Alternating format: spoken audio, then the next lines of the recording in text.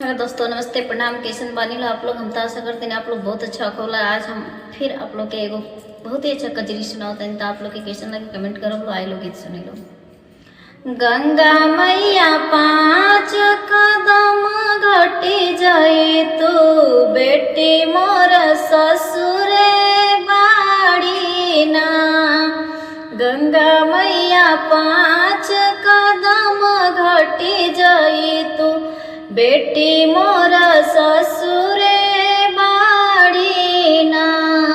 सभावा बैठल उनके पापा सोचे, सभावा बैठल उनके पापा सोचे के करले डाल भी हम झूलुआवा बेटी मोरा ससुरे बाड़ी ना।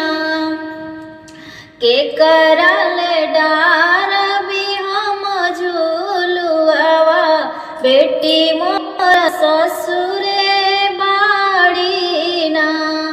गंगा मैया 5 कदम घटी जाई तू बेटी मोर ससुरे बाड़ी ना। आंगना बैठली उनके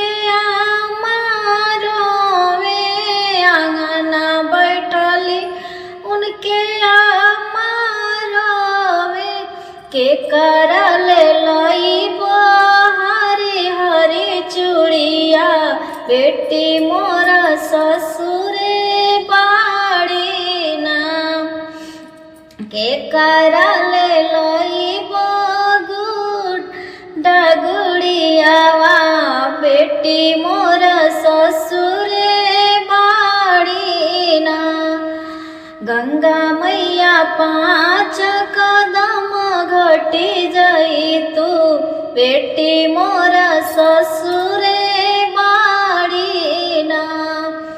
दुआरा बैठल उनके भैया रोवे, दुआरा बैठल उनके भैया रोवे के कर पीट बिगुड़ा गुड़ियावा दीदी मोर ससुरे बाड़ी ना।